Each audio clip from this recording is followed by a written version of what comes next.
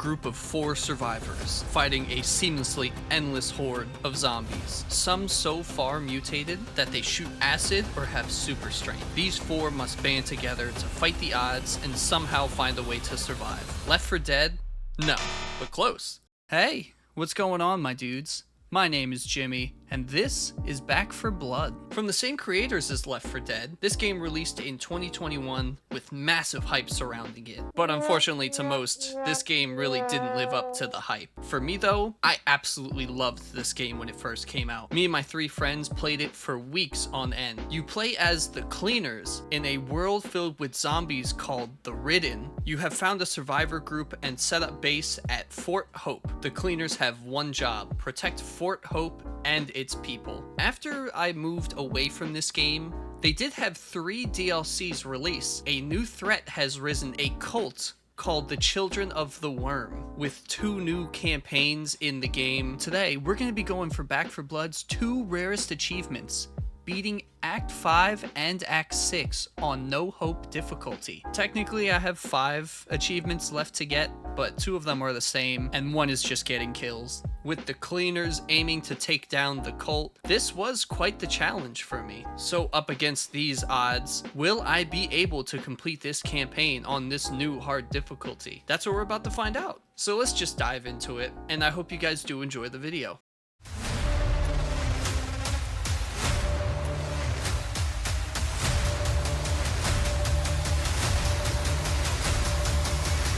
Children of the Worm is the first DLC we'll be playing. Here we are introduced to Prophet. He is the newest cleaner in this DLC, and he has a really interesting ability that will be important later on. But for now, we start our challenge at Mission 1, Light Guide Us. And basically in this mission, we just head to a boat and then figure out what pieces are missing and go find them scattered across the map. It's not the same pieces every time, and you have a horde that appears periodically. You just have to really be careful about them. That being said, of course, I did not make it very far my first playthrough at all. And after a few more failed games, I finally decided it was time to update my melee deck, since I hadn't touched this one for almost 2 years. Afterwards, I mean, this mission was going pretty good. The only problem was I forgot a boss can spawn at any point. And of course, it was right as I was carrying back the last part for the boat. But thankfully, I was able to rush back in time, start the boat, and survive just long enough to complete Mission 1. Mission 2 is called To the Den of Evil. This is where we are greeted by snipers as we move forward towards a prison that the cultists have taken over and are holding hostages at.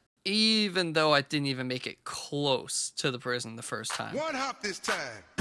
I didn't have any more continue cards, so this run was over. I just restarted and tried out a new gun deck that also failed miserably. I eventually swapped back to melee and tried it with Evangelo this time, and we had Prophet in our group. Now, Prophet's ability is whenever someone goes down and they are revived, a random effect occurs. It could be an extra life, it could be random grenades, it could be multiple things. It's an amazing ability. He's almost a necessity playing on this higher difficulty. We were able to push through the first level with him, and on the second level I got a card that really helped out. It was a free card, which I think these were added with one of these 2 DLCs, I couldn't remember, but it was Emergency Transfusion. It lets you revive dead teammates, but gives one of your lives for it. The run was going good. I wasn't having any problems, fighting off the zombies pretty well. I even had the Hag running for its life at one point. Motherfucker, run! Freeze! Raider! I think he's right behind me, Raider! Raider, please stop! Raider, you're running a little too fast! Oh my god, Raider! He's right behind me! Oh my god, Raider! Now, I found a Ridden Hive once I started getting closer to the prison. Basically, Ridden Hives are extra levels that they added in through the DLC. You can collect different secrets in there. I wasn't really planning on going into this Ridden Hive. I didn't know how much longer was left in the level, but normally they're more than halfway through is when they spawn. And I decided not to go in until I shot a door alarm and a horde was summoned. I decided to instantly skedaddle. We ended up in the Ridden Hive called 300 Below. And I had to go through these hives before for different achievements. I really didn't play them that much, but I was familiar with some of them. This one was basically a mine. There's just different points where you can drop down to another floor. You just have to drop all the way down to the last floor, kill the ogre down there, and then run over to the exit. Nothing hard, except when you're on no hope, melee, and being swarmed by Ridden constantly. I tried skipping a few floors at one point, but it didn't jump. I just ended up hanging off the ledge and taking a lot of trauma damage. Then I went down trying to take out a snitch. Then I got downed again, trying not to enter the inner layer of the Ridden hive. I managed to slip past the ogre near the end, and I just hopped onto a minigun to take him out in the easiest ogre fight I've ever had. We did lose Hoffman though. Now, of course, the hives don't skip a level, so I took a lot of damage and lost 2 lives just to take a shortcut. But we did make it to level 3, where me flocks chained. We're inside the prison at this point, and we're here to save the civilians stuck in the holding area. You basically just go to the cells, free the people, fight another ogre, and then survive in an arena for a while to win. I actually think this mission is pretty fun. Not gonna lie, I was doing really good too while I was taking out some random Ridden. A boss spawned and I was just lucky enough to get the hag 2 times in a row this campaign. However, this mission did have the top counter to my build. I had a fire axe from my melee weapon, which swings vertically, and there are Ridden here that have explosive heads. So every time you try to melee them and hit them in the head, they just explode, dealing damage to you. I just really had to be careful here, that was all. I used my shotgun a lot for this mission. I blew open all the cell doors for these 4 prisoners, but it still said it has 0 out of 4. I went and checked them again. Turns out I just had to open the cell for them as well. They're just that incapable, I guess. After helping the helpless, I finally found a stash room to replenish the trauma and lost lives from the hive. I got an even stronger fire axe. Then I headed down to take on the ogre. We almost died during this fight. All of us. Prophet's ability did save us. Then when I did happen to go down, I took one last swing with my axe and I managed to take the ogre out. Of course, we lost Hoffman again, so I used a life to save him. Then I went down again. I ended up just repeatedly going down until I finally died. I took over Prophet and sacrificed one of his lives just to save me, then ran for my life into the arena, where I literally just crouched and swung my axe around like a madman, swinging at anything that moved, teammates included, until our little cultist hero opened the hatch and I was able to jump down to safety. At this point, we're halfway through Act 5, but it was looking pretty rough since I only had 1 life left and a bunch of trauma damage. But I finally got a cool melee weapon, gave it a few practice swings, and then I moved forward into the level. In the Depths. This mission, basically just payload. You find some explosives, strap them to a minecart, and escort it all the way to the end, all while being swarmed by Ridden and mercilessly hunted by snipers, which, playing as melee, made it even worse for me. Oh yeah, and you also have to rebuild the track that the minecart is on. This level was really difficult. I had to restart the minecart probably 4 different times just in the first small stretch. The Ridden were almost non-stop, attacking the cart as soon as I activated it. Then, not even halfway through the mission, Hang and Prophet fell off the side, and Prophet actually fell to his death. Hang's down? Wait, Prophet is dead? Damn you, Prophet, for leaving me alone with these idiots. Oh my god. The snipers were ruthless. Every time I started the cart, they would damage it instantly. With this melee build that I have a card that disables aim down sights, so I couldn't even shoot the snipers very well, and my teammates were just brain dead. I had also found a secret stash, where inside was a med station I could heal myself at, but I completely forgot to buy a toolkit at the beginning of the mission, so I was just stuck with what I had. I somehow managed to kill the snipers, build the last bridge, and blow up the cart, then abandoned my team, running into the safe room, clearing the level. After that train wreck, we moved on to the next mission, and probably my worst one yet, Surrounded by Devils. In this mission, we basically just pushed deeper into cultist territory, heading towards another mine where even more prisoners are being held. However, the modifier on this mission was razor worms. So if you run through them, you take damage and bleed damage. I mean, They give you a flamethrower to get through the mission, but it doesn't really last long. Or at least I couldn't make it last long. I lost my last life not even 2 minutes outside the safe room, then died another few seconds later. Hoffman died sitting up straight. Day and night. So I used my life to save him, then took another one of Prophet's lives to save me. He talks about being the leader of this flock a lot, but when he's around us, he's just the sacrificial lamb.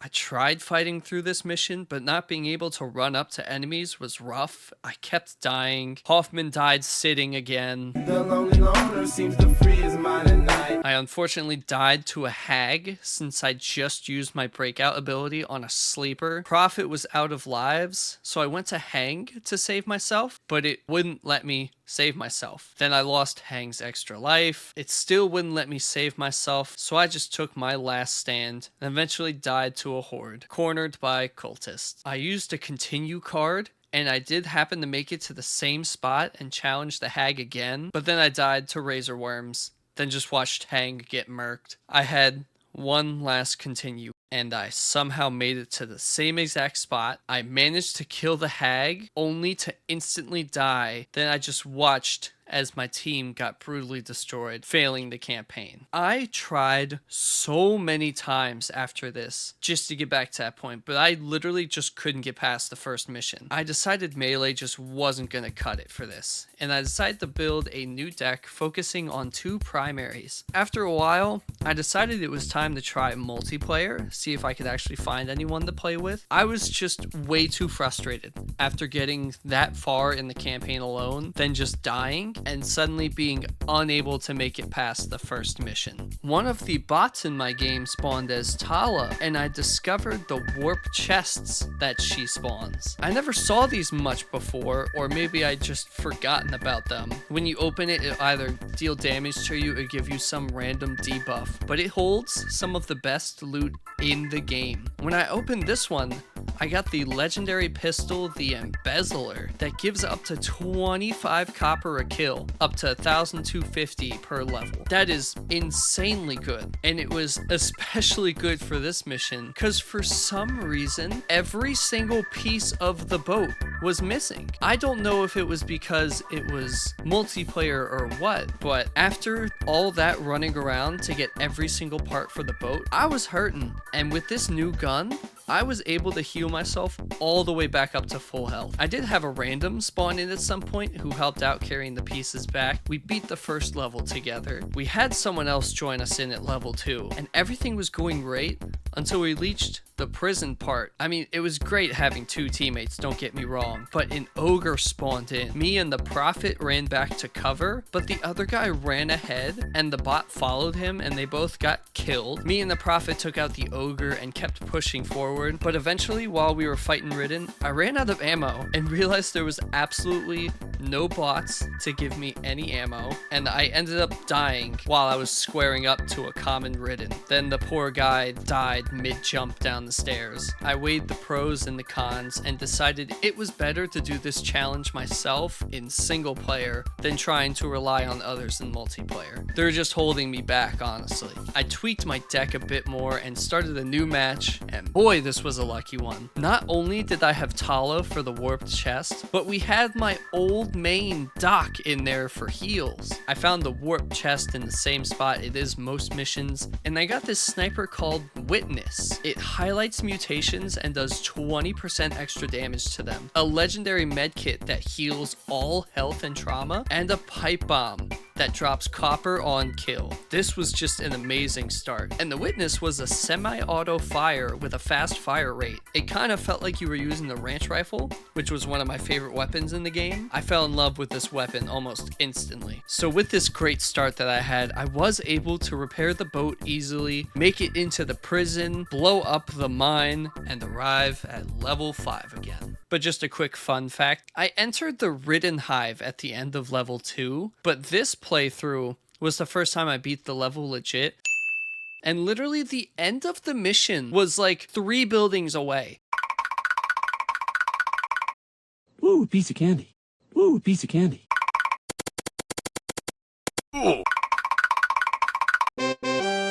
I a short stroll down the street and I would have finished that mission. There was no need for me to enter the Ridden Hive there. I just thought that was funny. I managed to make it past where I died last time. Third-degree burns over 90% of his body. And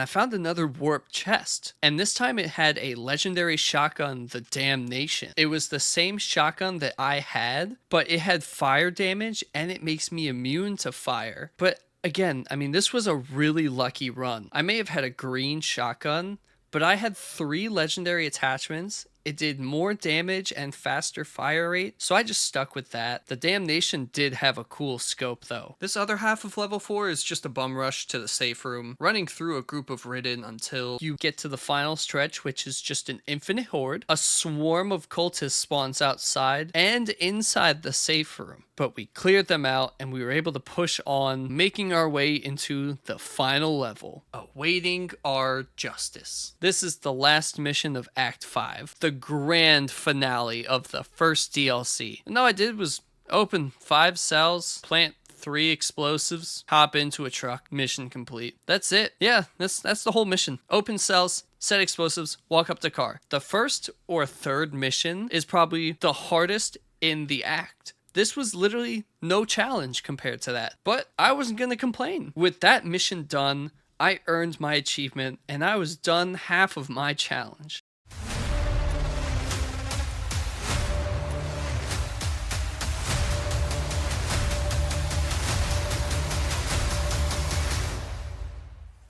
Now this DLC, let me tell you, this DLC sucked so much. This is where I had the most trouble, and I might have actual trauma damage from doing it. And all this pain and suffering begins with Mission 1, No Sanctuary. Quick backstory. This is where we're introduced to Tala, who was in the cult along with her brother, aka the Wimp from the last DLC, and this town we're heading to is where they were both captured originally. This mission though, honestly, this was the hardest mission in the DLC, in my opinion. You have to fight your way into the town, where you then get locked in, and you have to place explosives in all of the buildings, survive a horde while individually blowing them up, fight through a forest with a hag waiting halfway through. Then you get to this pier. At this point, you have an endless horde appear, the strongest forms of all cultists appear, and you have to set 2 explosives up. After you do that, you wait for a gate to slowly open up, and on the other side are more cultists and traps waiting for you. Then you have to make a run for the boat to end the mission. Oh, yeah, did I also mention that you're also fighting an ogre off steroids the whole time this is happening? This was just god-awful. I tried so many different ways to get through. This is how it went. Why are you all going outside? The ogre is right there. Dear God, you can reach in here. All those idiots just sat outside.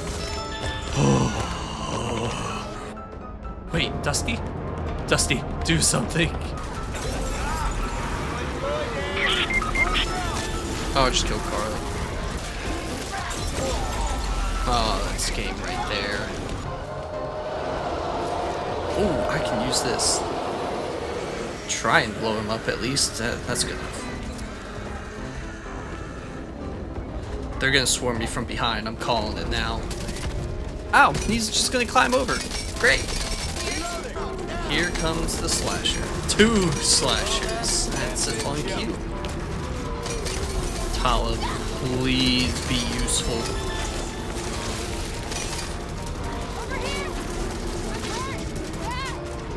I got you. Nah, that crone's gonna kill me. Yep. Ugh. Eventually, I just gave up on trying to fight my way through and just tried running through, which was just as tough. Even if you get the explosives planted, you still gotta wait for the gate to slowly open and then get through all the cultists that are waiting for you. The snipers, sleepers. I mean, they went all out here for some reason. 2 hops this time.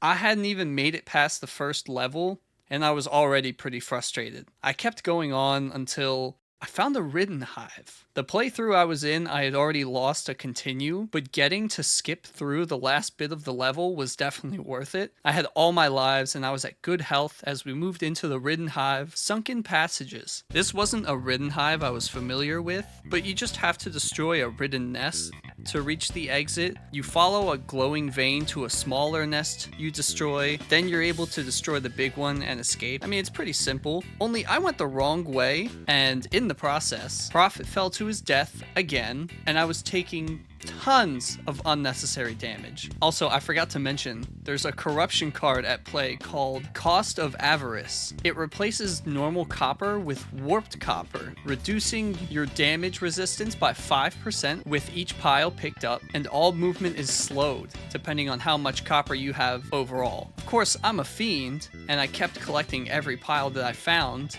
thinking it only slows you down. I didn't realize it also lowers your damage resistance, and I paid for it in my next fight. I went down, then got saved, and right as I got up, a spitter showed up. I tried shooting him, but he got his attack off, and I went right back down. Then as I'm sitting there, in the acid, Hang decides this is the time to try and come help me. Even though I was just down for so long, and he didn't bother doing anything, he decided to pick me up, and I went right back down. Thank God the acid disappeared, because he tried picking me right back up again. I got one of my lives back because of Prophet's ability, but still, Hang is now my worst enemy after how badly he screwed me.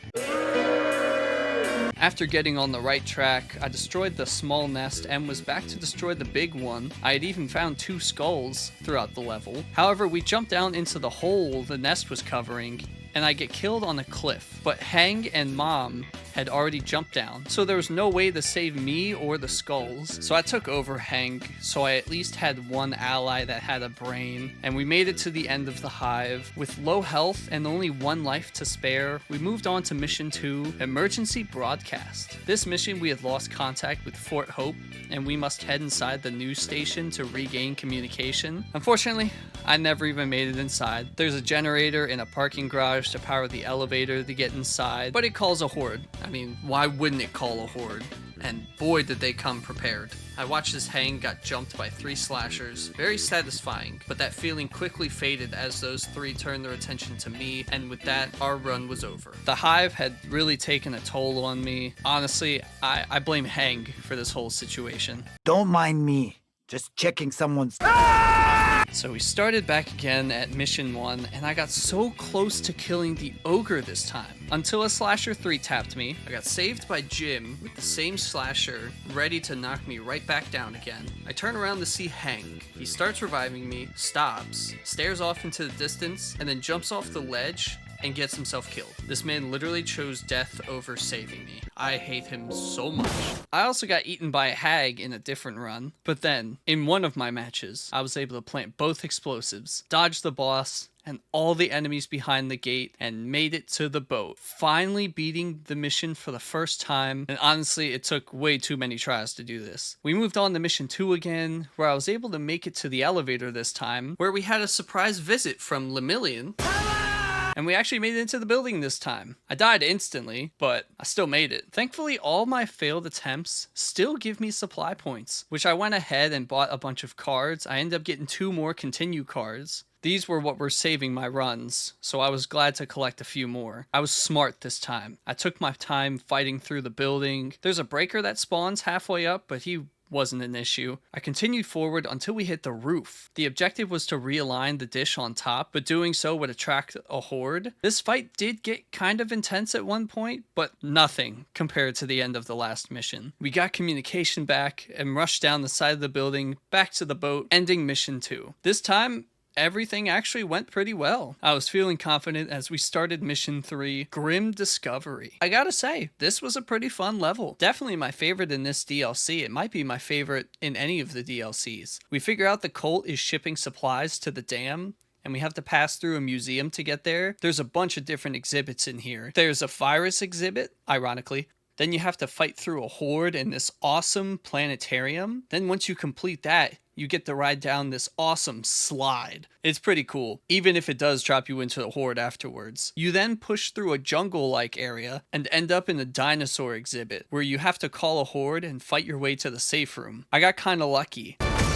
The secret stash was right at the end of the level where I called the horde, so I was able to just heal up and camp in there as I began the fight, all while listening to some rip-off Jurassic Park music. The horde was no issue, however, the breaker that I forgot about was. He spawned in and I made it past him and ran around to look for the safe room, but I couldn't actually find it anywhere. The breaker caught up to me and I went down twice just trying to fight him. We did kill him, but I had lost so much health and we still had no sign of the safe room. That's when I realized something. The giant room I was running around in was the safe room. I simply just had to close the door. Somehow I managed to survive that fight and we beat the level. After such a wild ending, we moved on to level 4, the waterfront. And you know what? This mission is almost as bad as mission 1. In this mission, we pushed deeper into cultist territory towards an arena the cultists have set up base at. All of the damage I took from the breaker didn't really matter as I got the event break time. Our health is capped at 60, but we generate 10 health per second and we get a bunch of trauma resistance along with 2 extra lives. This honestly isn't a bad corruption card. It's kind of more on the good side compared to the others. There are a lot worse ones, but on No Hope, this is a real handicap. The mission started normal, cleared my way through the ridden, birds, and other traps. Everything was going good until... There's no way. Yeah. No chance of coming back from that. I tried to play as Carly, but died. I had one more shot, and I got to about the same spot, and Doc was knocked off the ledge. I went down trying to save her. Carly managed to sacrifice herself to save me, but I got downed instantly, just in time to turn around and watch Holly fall off the map, losing the run. I decided Holly was to blame, and I took out my frustration on her. I lost so close to the end, but I wasn't giving up yet. I started again and found a ridden hive. We ended up in 300 below again, and in here I found a warp chest with a special weapon, Pestilence. It does damage over time and reduces the enemy's damage. It was actually a really good find, and it got me through most of the campaign. But during the horde in the end of level 3, I ended up going down. I got saved and I was healing up. I had dropped Pestilence for a better AR at the time and tried bringing a shotgun, but in the panic, I ended up picking up a second AR and running to the end of the level. So now starting level 4, I had 2 of the same weapon, which is really not a good start. I mean, I found a legendary SMG, but my team had all been downed by some tall boys, and when I went to try and go help them, I got sniped. In the next run, I found a shotgun, and I was able to make it to the boss spawn this time, and we got an ogre. However, my recording got messed up, so here's a short PowerPoint on about how that fight went. Help me! Oh my god! Tell me how I'm hanging off a ledge, but when I die, I managed to pull myself back up before falling off the ledge. I had 1 continue left on this run, but honestly, starting with 2 ARs was really not ideal. So I decided just to try and play some multiplayer. The key word there is try, because I couldn't find the match. I decided to stock up on some more continue cards, then tried finding a multiplayer match again, and I actually ended up finding one. I failed at making Dusty bite the dust, then played with this random guy for a while, but just like before though, I went on again to play solo. I really just wanted to get a few extra supply points to save up for some continue cards. I decided to try out a new deck. It focused on health, lives, grenade slots, and copper. The idea was I just need the survivability. If I can get a bunch of copper, I can buy more upgrade cards that I find throughout the match, because sometimes you can find some really good cards. At this point though, I was getting real tired of doing this challenge, and it was really starting to show in my gameplay.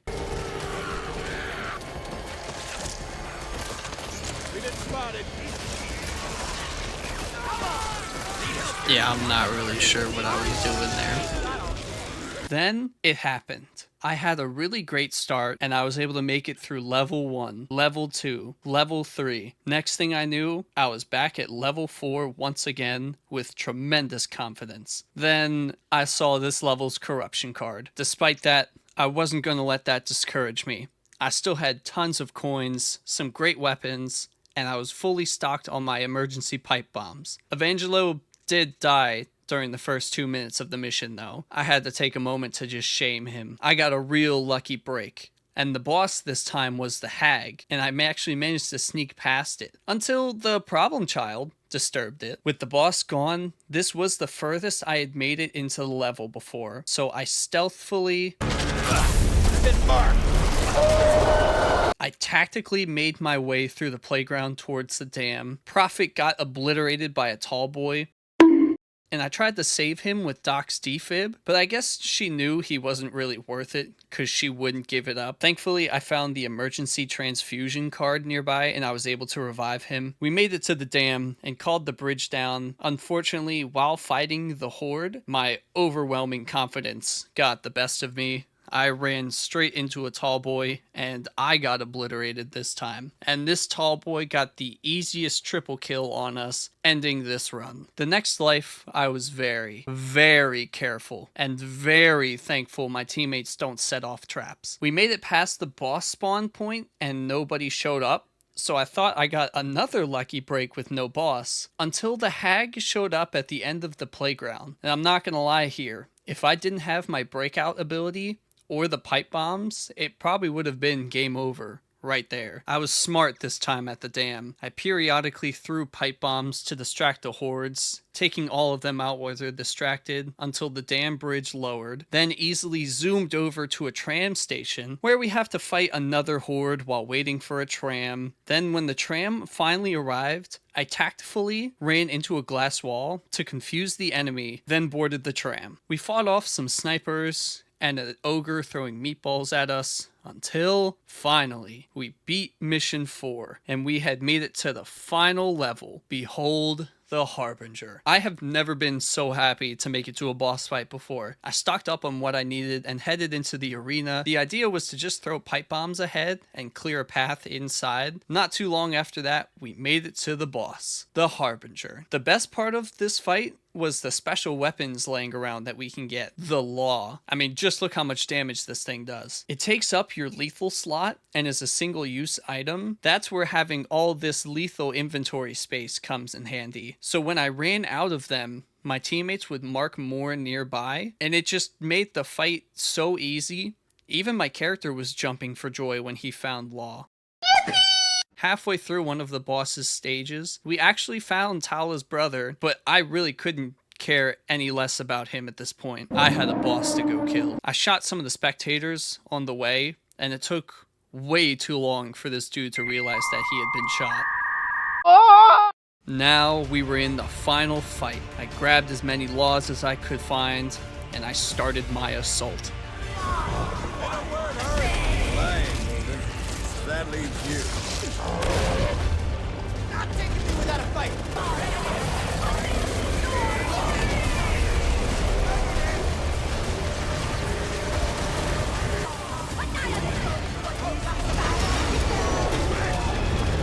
I kept up my assault, and then I had my opening.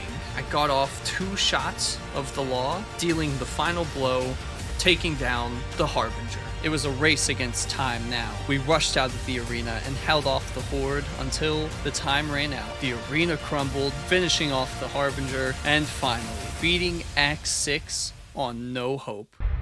My father used to tell me. Don't care. Got my achievement. With my challenge finally done, I can now confidently say some of those missions really sucked. This was actually quite a hard challenge, but I actually did really enjoy some of the gameplay. Some of those missions were creative, especially the museum one. I gotta say, that's probably my favorite level overall. The boss fight wasn't as unique as the Act 4 one. I feel like they could have made these 2 campaigns into one and worked on another one for the next DLC. It's very short compared to all the other campaigns. One of the DLCs was called Tunnels of Terror. This is when the hives were introduced, and unfortunately Hang. But that should have just been a feature that they added to the campaign, except for Hang. I'm really dragging this Hang hate on. I'm out of actual reasons to hate him. I'm just attacking him personally. It's hair, whack. The game really did underperform. It was created by the same people as Left 4 Dead, but unfortunately, attaching that name, the legendary Left 4 Dead, it's hard to kind of top that. And unfortunately, this game wasn't able to beat those standards, especially when you load up the game for the first time and you see this. The biggest part of what makes Left 4 Dead so replayable is how much you can mod it. With an anti-cheat in place, no way to mod the game, that really did kind of kill it. Overall though, this is a fun game. Honestly, if they had advertised this game without every single ad saying from the creators of Left 4 Dead, it probably could have done so much better. It's very similar, but also very unique in its own way, with a card upgrade system, each level having modifiers that could give you a buff, debuff, even change the enemies that you're facing. It's really cool and gives you so many different ways to play, and it feels like they kind of gave up on it way too soon.